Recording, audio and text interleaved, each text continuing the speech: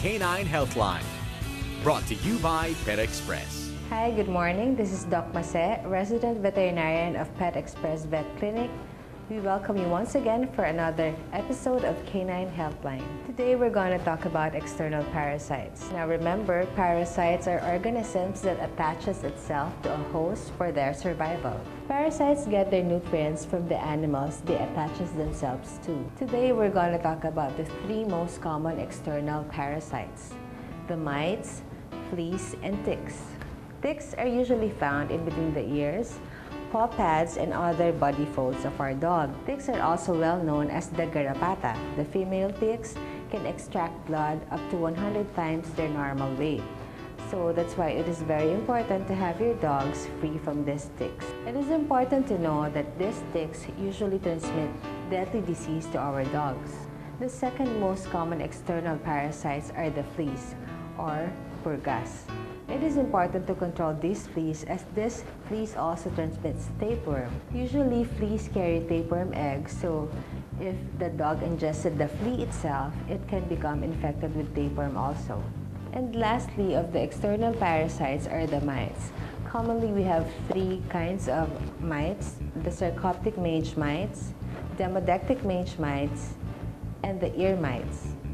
Usually, ear mites are transmitted from direct contact from one dog to another.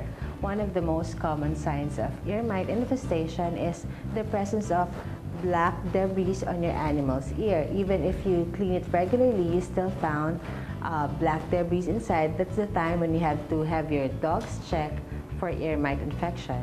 The second type of mite is the sarcoptic mange mite, or usually we call it galis aso. It is very important to know that sarcoptic mange mite is easily transmittable to humans. One of the most common signs that we actually see with dogs with sarcoptic mange mite infestation that there is a very persistent itching throughout the animal's body.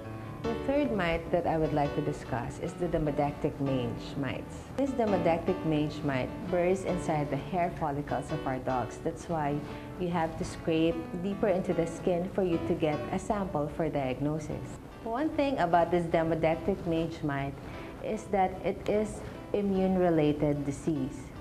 Once your dog is diagnosed with demodectic mange mite, it is usually recommended to have it treated properly, and the possibility of recurrence is very high. Now, there are different approaches to treating these three mites. For ear mite infection, we usually recommend a topical medicine to control the ear mite. For mange treatment, we have a variety of treatment approach. First, we have the spot-on application, which you can put at your dog's back. For sarcoptic mange mite treatment, we usually recommend a regular insecticidal bathing. And usually, we recommend a once-a-month application of anti-parasite solution to control the parasites. And for demodectic mange mite treatment, your veterinarian may recommend a weekly injection of an anti-parasite solution specifically for demodectic mange mites. And for ticks and fleas, there are a wide range of products we can use to control these parasites.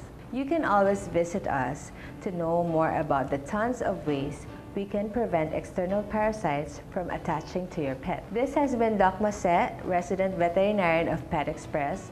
Once again, see you next week for another episode of K9 HealthLine. K9 HealthLine, brought to you by Pet Express.